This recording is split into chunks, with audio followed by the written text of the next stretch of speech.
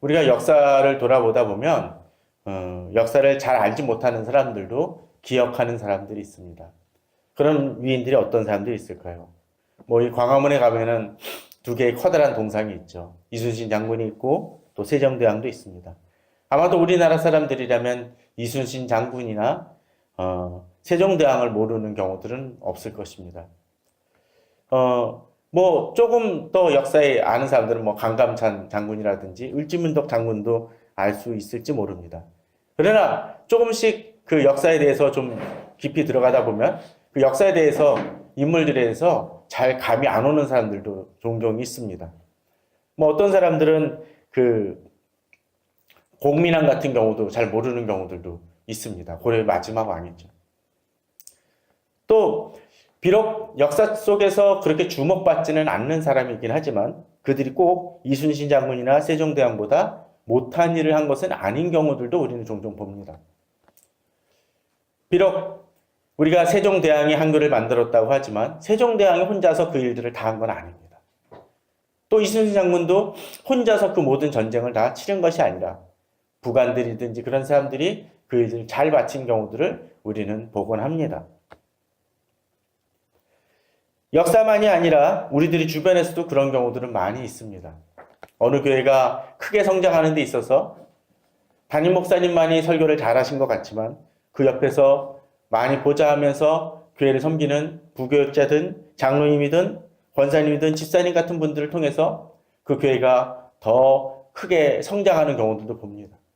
어떤 때 교회에 위기가 닥쳤을 때 권사님 같은 분들이 교회가 흔들리고 갈등을 겪을 때 그 부분을 잘 조정함을 통해서 교회가 안정이 될 수 있도록 돕는 분들도 봅니다.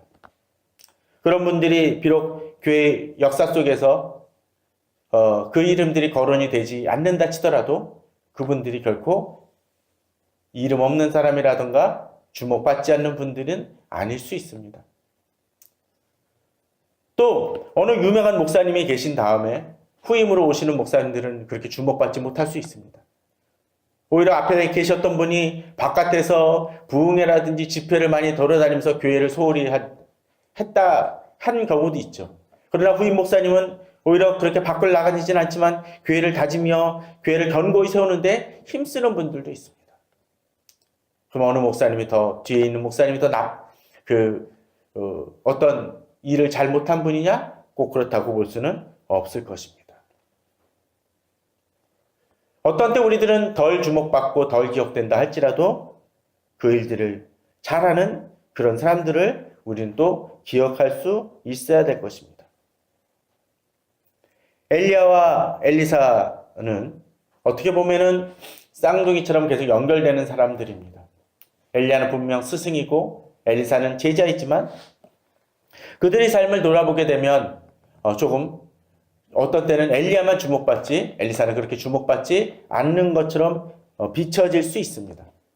그러나 성경을 잘 자세히 보게 되면 이 엘리야만큼 엘리사가 중요한 일들을 했음을 보게 됩니다. 또 특별히 이 엘리야와 엘리사 같은 경우는 몇 가지 좀 우리들이 더 주목해 볼 점들이 있습니다. 세상에는 그런 경우들을 보게 되죠. 어떤 사람이 갑자기 죽었었을 때 우리는 종종 그 장례식장에서 그런 얘기들을 하는 경우들이 있죠. 그는 참 아까운 사람이야. 정말로 있었으면 더 많은 일들을 할 텐데 라고 얘기합니다. 근데 그렇게 더 많은 일들을 할 텐데 아까운 사람이다라는 얘기는 어떤 의미입니까? 그 사람이 과거에는 영향력을 미쳤지만 그 이후에는 영향력을 그냥 거기서 죽음으로써 종결된 것을 의미합니다. 그러나 진정 영향력 있는 사람들은, 힘 있는, 정말 능력 있는 사람들은, 또 진정한 영향력을 미친 사람들은 죽음 이후에도 그 영향력을 미치는 사람임들을 우리는 보게 됩니다. 그랬던 사람들이 바로 엘리야와 엘리사라고 전 생각이 되어집니다. 엘리야의 영성은 무엇보다도 그 나라에도 영향을 미쳤지만 또 누구에게 영향을 미쳤습니까? 바로 엘리사입니다. 엘리야가 있었기 때문에 엘리사가 등장을 합니다. 그렇기 때문인지 성경을 많이 보게 되면 누가 많이 주목을 받습니까? 엘리야가 많이 주목을 받습니다. 사실 엘리야와 엘리사의 사역들을 보게 되면 비슷한 사역들이 너무나 많습니다. 어떤 때 보면 엘리야의 사역인지 엘리사의 사역인지 헷갈리는 경우들도 있습니다. 사렙과 과부의 아들을 살리는 것이나 수넴 여인의 아들을 살리는 얘기들. 그런 여러 가지 부분들을 보게 되면 비슷한 사건들이 전개가 되어지는데 엘리야가 한 것인 경우도 있고 엘리사가 한 경우도 있습니다. 그런데 엘리야와 달리 엘리사는 신약에서 한 번도 언급이 되지 않습니다. 변화산 사건 때 예수님이 변화산에서 변화되어졌을 때 두 명의 인물이 등장을 하죠. 누가 등장을 합니까? 모세와 엘리사가 아니라 엘리야입니다. 왜 그럴까요? 엘리사는 그 엘리야가 승천할 때 뭐라고 강구했나요? 자기에게 2배의 영성을 달라고 이야기했습니다. 그리고 엘리야는 뭐라 그랬나요? 네가 나의 승천하는 것을 보게 되면 그런 네 간구가 응답될 것이라고 얘기했습니다. 곰곰이 사역을 살펴보게 되면 결코 엘리사가 뒤처지지 않습니다. 그럼에도 불구하고 엘리야보다는 덜 부각됩니다. 다시 말하지만 그럼에도 불구하고 엘리사는 덜 그 능력이 없는 사람은 분명 아니었습니다. 어떻게 보면 엘리야가 있었기 때문에 엘리사가 더 가려지는 면들이 분명 있습니다. 그러나 그럼에도 불구하고 이 엘리야가 있었기 때문에 엘리사가 등장을 하고 있고 또 그 엘리사는 그 죽음 이후에도 이 이스라엘을 위해서 커다란 영향력을 미치는 것을 우리는 보게 됩니다. 저는 엘리야와 엘리사의 관계를 통해서 저는 그런 생각을 해봅니다. 어떤 때 정말로 좋은 교회가 있습니다. 건강한 교회가 있습니다. 그런 교회들이 그 목사님 떠나신 후에 갑자기 몰락하는 경우들을 보게 됩니다. 그럼 그런 교회들이 가끔 뭐라 그러나요? 과거에 주목받고 건강하던 그것을 가지고 우리 교회는 어느 목사님 있었을 때 이런 평가를 받았어라고 얘기합니다. 그 얘기는 무슨 얘기입니까? 지금은 아니다라는 얘기가 될 수 있습니다. 정말 건강한 교회는 무엇입니까? 그 목사님 이후에도 이어지는 것입니다. 누구처럼? 엘리야 뒤에 엘리사가 등장한 것처럼요. 믿음의 가정이라고 꼽히는 그런 가정들이 여럿 있습니다. 좋은 장로님, 좋은 권사님, 좋은 집사님 가정 속에서 정말 그 믿음을 잘 이어가는 가정들을 보게 됩니다. 그런데 그 자녀들이 그 믿음의 가정 속에서 그렇지 못할 때가 있음을 종종 우리는 보게 됩니다. 안타까운 일이죠. 진정한 영성은 이어져야 됩니다. 엘리야를 넘어서는 영성을 엘리사는 구했고 또 그런 삶을 산 것처럼 우리도 믿음의 선배를 넘어서는 신앙을 구해야 합니다. 과거에 비해서 지금은 더 열악한 환경이에요. 믿음을 지키긴 힘든 상황이에요. 라고 이야기하는 것이 변명이 되어서는 안 됩니다. 엘리야, 그 시대의 그 어려운 상황이 엘리사 때 나아졌습니까? 아니었습니다. 그러나 그럼에도 불구하고 엘리사는 주님의 영광을 드러내었고 하나님의 일을 더욱더 가열차게 했습니다. 힘있게 했습니다. 저는 엘리사를 이 시리즈를 끝내면서 우리들의 신앙이 그렇게 엘리사처럼 이어가는 그런 우리들이 되었으면 합니다. 평양 대부흥에 있었던 그 놀라운 그 역사들이 과거에만 연연한 것이 아니라 지금 우리 시대에도 일어날 수 있음을 믿고 믿음으로 나아가야 됩니다. 또 그러기 위해서 평양 대부흥 때 우리나라 초대교회의 그 신자들이 정말로 열심으로 기도했던 그 순수한 그 신앙을 또 그러한 영성을 우리가 닮아가도록 닮아가는 정도가 아니라 그것을 넘어설 수 있도록 힘쓰는 것이 우리의 몫일 것입니다. 그런 점에서 우리는 어떻게 엘리사의 삶을 살고 있을까요? 그런데 오늘 본문은 이제 그 엘리사도 떠나감을 보여줍니다. 앞서 이야기를 들었던 것처럼 그 사람은 괜찮은 사람이야, 정말 아까운 사람이야 했었을 때 그 사람이 그냥 과거에만 머문다면 그 그 사람의 영향력은 거기서 멈추는 것일 것입니다. 그러나 진정한 영성 있는 사람은 거기서만 멈추는 것이 아니라 그 영향력이 계속적으로 그 주변에도 이어지는 모습, 그런 모습으로 나타나야 됩니다. 엘리사가 그러했습니다. 먼저 오늘 20절에서 21절을 봤으면 합니다. 엘리사가 죽으니 그를 장사하였고, 그걸 어떻게 됐습니까? 해가 바뀌었습니다. 그리고 모압 도적대들이 그 땅에 왔다라고 되어 있습니다.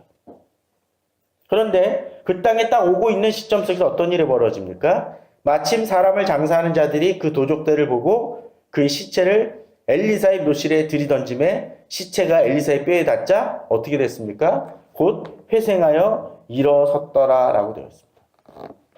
참 놀라운 기적이죠. 그런데 전 이 본문을 볼 때 여러 가지 생각을 좀 많이 했습니다. 지금 여기 마침 사람을 장사하는 자들은 어떤 일을 행합니까? 마치 세상이 죽은 자들을 위해서 할 수 있는, 또는 세상이 어떤 문제에 대해서 할 수 있는 태도를 보여주는 것 같습니다. 이들 장사하는 사람들은 어떻습니까?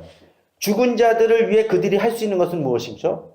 기껏해야 장사를 잘 지내주는 것에 지나지 않습니다. 그런 종 문제의 해결은 아닙니다. 죽은 것은 죽은 상태에서 그냥 머뭅니다. 우리는 예수님이 나사로를 부활시킨 사건을 압니다. 근데 예수님이 죽은 나사로에게 다가갔었을 때 주변에 많은 사람들이 있었습니다. 마르다와 마리아 옆에 많은 사람들이 와서 모여 있었습니다. 그때 그 사람들이 했던 일들은 어떤 것이었나요? 곡하고 슬퍼하고 마르다와 마리아를 위로하는 일들을 할 뿐이었습니다. 그 일들이 무가치한 건 아니죠. 그러나 한 가지는 분명합니다. 그들이 아무리 슬퍼한다 할지라도, 그들이 아무리 곡하고 또 마리아와 마르다를 위로한다 할지라도 그저 나사로는 죽은 사람으로 머뭅니다. 그저 죽음을 확증할 뿐입니다. 그것이 나쁜 일이거나 악한 일은 아니지만 거기서 멈춥니다. 좋은 일이긴 하지만 더 이상 문제를 해결하지는 않습니다. 또한 그런 일들도 어떻게 합니까? 자기 자신들에게 위기가 닥치면 그 일들마저도 포기합니다. 오늘 본문은 어떻습니까? 마침 사람을 장사하는 자들이 그 도적들을 보고 어떡하죠? 그 시체를 어떻죠? 버리고 갑니다. 버리고. 그냥 버렸는데 그게 엘리사의 묘실에 들어갔을 뿐이에요. 아무래도 그냥 무덤이 있으니까 거기다 그냥 탁 던지고서는 그래도 이 시체가 손상되지 않도록 배려를 했지만 그들 행한 일은 결국 뭡니까? 버리는 행위. 세상의 도움이라는 것이 그런 것 같습니다. 마치 욥을 위로했던 그 세 친구처럼 한 일주일은 같이 어울립니다. 그러나 그것이 일주일 정도 지나니까 어떡하죠? 욥을 보니까 계속적으로 짜증이 납니다. 계속적으로 힘들다라는 얘기만 하고 계속 신음소리만 내니까 짜증이 나죠. 환자를 돌보는 분들이 많이 그렇습니다. 환자를 돌보는 분들이 어떤 때는 환자를 막 대하는 것 같고 그럴 때가 있습니다. 그럴 때 우리들은 어떻게 환자를 저렇게 대하지라고 얘기하지만 사실 환자를 돌아보는 사람들은 그게 쉬운 일이 아니기에 어떤 때는 말이 막 험하게 나올 수도 있습니다. 그러지 말아야 되겠지만 그게 사람이 생깁니다. 욥을 대했던 친구들이 그러했습니다. 그들에게 중요한 건 뭡니까? 아무리 위로한다 할지라도 자기 자신이 중요합니다. 세상이 그렇습니다. 어떤 문제가 있었을 때 자기 목숨을 던지는 사람들은 별로 크지 않습니다. 서로 그렇게 던져도 해결되지 않는 경우들이 태반이고요. 그런데 하나님의 사람들은 다르다는 것을 오늘 본문 보여줍니다. 자, 장사 지내는 자와 엘리사 중 누가 살아있습니까? 장사 지내는 자들입니다. 그런데 지금 죽은 자를 살린 사람은 누구죠? 엘리사의 시체입니다. 죽은 자가 죽은 자를 살립니다. 산 사람들이 포기한 죽은 자를 오히려 이미 죽은 자가 살리는 모습을 보여줍니다.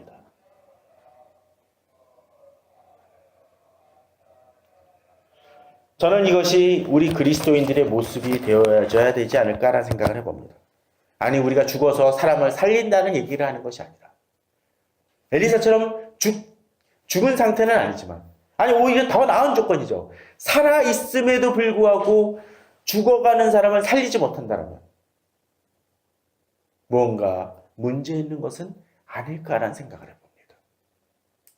육적인 방언을 꼭 의미하는 것이 아닙니다. 주변에 상처 입은 이들, 또는 어려움을 겪는 이들, 주님을 알지 못해 방황하는 이들을 위해서 우리 자신은 사람을 살리는 일들을 해야 할 것입니다. 장사 지내는 자들은 열심으로 수고했을지 모르지만 그들은 아무것도 살리지 못했습니다. 문제 해결을 일으키지 못했습니다. 그러나 죽어있던 엘리사가 몸에 닿기만 했는데도 사람이 살아나는 것처럼 우리 자신이 우리 자신에게 접하는 사람들을 통해서 진정한 변화를 일으키는 우리가 되었습니다. 최근에 중국에서 인터넷에 있었던 어떤 기사를 봤습니다. 어느 열차였습니다. 어느 열차를 탔는데 승객들이 갑자기 이상한 냄새가 나는 것을 경험을 했다고 합니다. 그래서 찾아보니까 어떤 꾀죄죄한 한 사람이 좌석에 앉아 있었습니다. 근데 그 승객들이 이 차장한테 이야기를 했습니다. 저 사람 좀 내보내 주십시오. 알고 봤더니 이 사람이 2년 동안 어떤 충격에 의해서 씻지 않았다고 합니다. 그랬으니 그 냄새가 오죽했겠습니까? 이 종로에도 지나가면 노숙하시는 분들이 있는데 그 옆에만 지나가도 온갖 냄새가 납니다.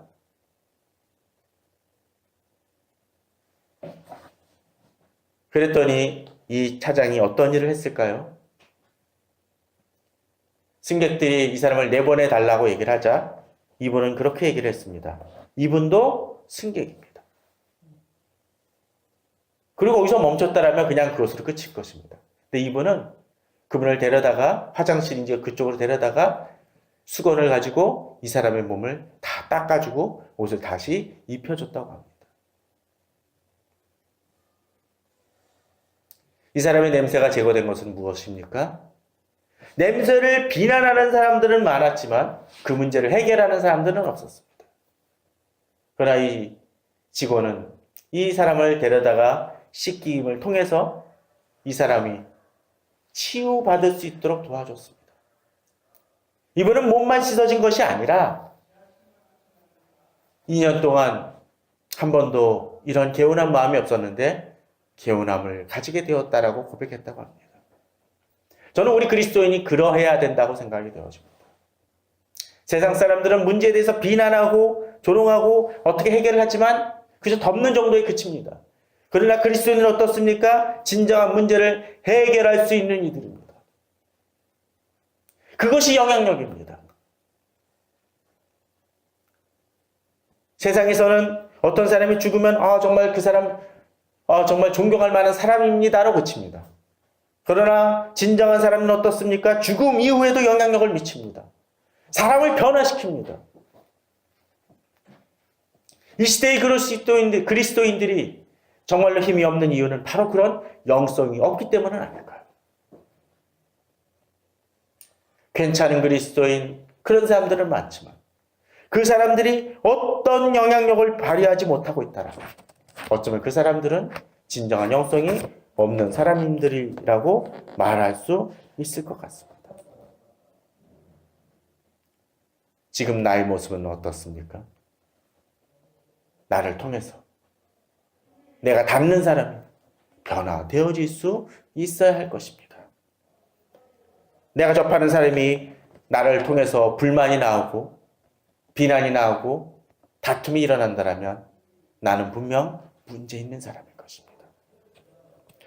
두 번째로서 오늘 본문을 보게 되면 24절, 25절입니다. 아람의 왕 하사엘이 죽고 그의 아들 베나닷이 대신하여 왕이 되매 요아스의 아들 요아스가 하사엘의 아들 베나닷의 손에서 성읍을 다시 빼앗으니 이 성읍들은 자기 부친 요아스가 전쟁 중에 빼앗겼던 것이라. 요아스가 베나닷을 3번 쳐서 무찌르고 이스라엘 성읍들을 회복하였더라. 우리가 지난 시간에 살펴보았던 내용입니다. 그때 어떠했나요? 엘리사가 죽어갈 때 이제 요아스가 찾아오죠. 그랬었을 때 이제 화살을 치라고 얘기합니다. 구원의 화살을 치라고 얘기합니다. 그랬더니 어떡합니까? 3번 치고 그쳤다고 되어 있습니다. 그때 하나님의 사람이 얘기합니다. 왕이 6번을 칠 것입니다. 그랬더니 왕이 아람을 진멸하기까지 쳤으리이다. 그런데 이제는 왕이 아람을 3번만 치리이다.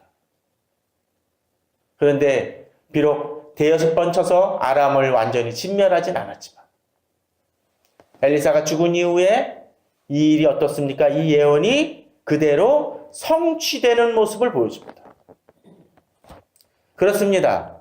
하나님의 사람들은 이렇게 하나님의 말씀을 붙들고 나아갈 때 그 언약이 분명히 이루어지는 사람들입니다. 그것을 붙들고 나아갈 때 그 약속은 이루어집니다. 심지어 어떻습니까? 요아스가 그렇게 불충하고 온전한 순종을 하지 못했음에도 불구하고 그 말씀이 이루어지는 모습을 봅니다. 본문을 보십시오. 뭐라고 되어 있습니까? 언제 뺏겼던 것이요? 바로 그의 부친 여호아스가 전쟁 중에 빼앗겼던 것을 되찾는 놀라운 역사가 일어납니다. 이스라엘이 하나님을 온전히 쫓는 곳이었습니까?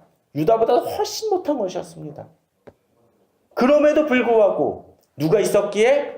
엘리사가 있었기에 영향력을 미치고 그 나라가 회복되어지고 망하는 지경의 그 날짜를 늦춰주는 역할을 하게 되었다는 것입니다. 우리는 그것을 볼 수 있어야 될 것입니다. 특별히 이곳은 어떤 곳이었습니까? 이 13장 앞부분에 보면 그렇게 얘기합니다. 2절에 보게 되면 여호와 보시기에 악을 행하여 이스라엘에게 범죄하게 한 느밧의 아들 여로보암의 죄를 따라가고 거기서 떠나지 아니하였다라고 되어 있습니다. 누가? 여호아하스가. 그것도 얼마 동안이요? 17년간이나 그러했습니다. 그랬더니 어떤 일이 벌어지나요? 3절에 보면 이스라엘에게 놓아사 늘 아람 왕 하사엘의 손과 그의 아들 베나다의 손에 넘기셨다. 이들이 핍박받고 공격당했던 이유가 뭡니까? 하나님에서 떠나서 악을 행했기 때문이었습니다. 그러니까 핍박을 받습니다. 그러니까 어떤 일을 합니까? 그렇게 악한 왕이었음에도 불구하고 여호아스가 하나님께 간구합니다. 그랬더니 어떡하나요? 특별히 5절에서는 이에 구원자를 이스라엘에게 주시네. 비록 왕은 악한 사람이었고 심지어 6절에 보게 되면은 그들이 그렇게 하나님의 은혜를 경험했음에도 불구하고 어떡합니까? 회개하고 돌이키는 것이 아니라 어떡하죠? 똑같이 여로보암의 집에서 떠나지 아니했다고 그래서 따라 행하였고 또 사마리아 아세라 목상을 그냥 두었다라고 되어 있습니다. 전혀 돌이킴이 없었습니다. 그럼에도 불구하고 하나님이 이들을 놓지 않으시는 은혜를 보여줍니다. 구원자를 보내주시는 장면을 보여줍니다. 요아스 때도 마찬가지입니다. 요아스가 하나님을 찾긴 했지만 엘리사를 나의 아버지여 내 말과 병거라고 외치긴 했지만 그는 온전한 순종을 하지 아니하였던 사람이었습니다. 그럼에도 불구하고 누가 있었기에? 엘리사가 있었기에 그 나라가 지속될 수 있었습니다. 저는 우리 성도님들이 이 우리나라에 또 교회에 그런 분들 되기를 원합니다. 종종 어느 교회를 보게 되면 망하지 않는 게 이상할 정도로 그 교회가 버티고 있는 것을 종종 봅니다. 그런데 그 교회를 곰곰이 들여다보면 그 교회 속에서도 비록 교회가 공동체의 상당수는 잘못 나가고 있는 속에서도 그 교회를 놓고 기도하는 무릎 꿇는 경건한 사람들을 보곤 합니다. 저는 이 나라도 마찬가지라고 생각이 되어집니다. 우리나라가 얼마나 주님 보시기에 정말 악을 행하거나 또는 윤리적으로나 많은 타락이 있었습니까? 그럼에도 불구하고 이 나라를 건지십니다. 여러 가지 위기 속에서도 다시 일어날 수 있는 힘을 보여줍니다. 저는 그것이 대통령이 잘해서요? 아니라고 생각이 되어집니다. 몇몇 기업이 잘해서요? 아니라고 생각이 되어집니다. 그것이 아니라 새벽을 깨우며 기도하는 경건한 사람들의 기도. 또 그들이 비록 엘리야만큼 주목받지 않고 숨겨진 사람들일지 모르지만 각각의 교회에서 또는 기업에서 사회에서 자기 나름의 몫을 하며 그 빛을 발했기 때문에 이 나라가 어두워지긴 했지만 아주 어두워지지 않는 그런 은혜를 받았다고 생각이 되어집니다. 저는 우리 성도님들이 그러기를 원합니다. 그러할 때 이 나라가 주님 안에서 다시 일어날 수 있는 힘이 일어납니다. 이 시대는 교회가 잘못했다고 비난하는 같은 그 교회 사람들도 참 많이 있습니다. 그러나 진정 우리들에게 필요한 것은 교회 잘못을 고쳐나가는 것이 당연히 이루어져야 되겠지만 그 교회를 변화시키기 위해 내 자신이 순전함으로 주님 앞에 나아갈 수 있어야 됩니다. 엘리야는 이 이스라엘 왕들을 많이 비난도 하고 공격도 했지만 위기가 닥칠 때마다 그 나라를 건지기 위해서 많은 노력을 했었습니다. 교회 공동체를 위해서도 그러한 사람들이 되기를 원합니다. 이 사회를 위해서도 그런 분들이 되기를 원합니다. 또한 오늘 본문은 이제 또 다른 면을 보여줍니다. 22절, 23절입니다. 여호아스 왕의 시대에 아람 왕 하사엘이 항상 이스라엘을 학대하였으나 여호와께서 아브라함과 이삭과 야곱과 더불어 세우신 언약 때문에 이스라엘에게 은혜를 베풀며 그들을 불쌍히 여기며 돌보사 멸하기를 즐겨하지 아니하시고 이때까지 자기 앞에서 쫓아내지 아니하셨더라고 되어 있습니다. 저는 이 엘리사를 마감하면서 이 구절이 확 와닿았습니다. 여기 엘리사가 등장합니까? 없습니다. 그런데 여기서 엘리사나 엘리야처럼 이스라엘에 직접적으로 관여하면서 이스라엘을 지키기 위해서 회복시키기 위해 힘쓰는 사람들이 있지만 또 다른 사람들의 흔적을 봅니다. 이미 떠나간 사람들의 영향력을 봅니다. 누굽니까? 아브라함과 이삭과 야곱과 더불어 세우신 언약 때문에라고 되어 있습니다. 엘리사와 엘리야의 언약이 아닙니다. 아브라함과 이삭과 야곱과 세운 언약입니다. 그 언약 때문에 어떻게 하시나요? 이스라엘에게 은혜를 베풀며 그들을 불쌍히 여기시며 돌보사 멸하기를 즐겨하지 아니하셨다고 되어 있습니다. 저는 이 신앙이 중요한 부분이라고 생각이 되어집니다. 지금 이스라엘에게 영향을 주는 또 다른 것이 있습니다. 엘리사도 중요하고 엘리야도 동원하지만 동원하셔서 하나님이 이스라엘에게 은혜를 베푸셨지만 그들을 동원하신 이유가 뭡니까? 바로 아브라함과 이삭과 야곱과 세우신 언약입니다. 그 언약이 있기 때문에 하나님이 이스라엘을 그렇게 포기하지 않으신 것입니다. 유다도 마찬가지 아닙니까? 다윗의 그 순전함으로 인해서 그 민족이 그 나라가 망하지 않는 것을 보게 됩니다. 이스라엘은 정변이 계속적으로 일어납니다. 비록 유지가 되어지긴 했지만 그러나 유다는 어떻습니까? 왕이 바뀌긴 했지만 계속 누굽니까? 유다의 왕조가 이어집니다. 누구로 인해서? 바로 다윗의 그 신실했던 믿음 때문입니다. 이스라엘은 더욱더 악한 짓 썼지만 이 이스라엘이 망하더라도 그래도 지금까지 유지됐던 것이 누굽니까? 아브라함과 이삭과 야곱의 그런 믿음의 조상들 때문이었습니다. 저는 이것이 중요한 부분이라고 생각이 되어집니다. 이들을 돌보사 멸하기를 즐기하지 아니하시고 이때까지 어떻게 합니까? 자기 앞에서 하나님 앞에서 쫓아내지 아니하셨다. 아세라 목상을 세우고 바알을 섬기며 악한 짓을 끊임없이 했던 그 이스라엘 왕들임에도 불구하고 하나님이 포기하지 않으신 이유는 그들이 잘해서가 아니라는 것입니다. 누구 때문에? 바로 이 언약 때문에.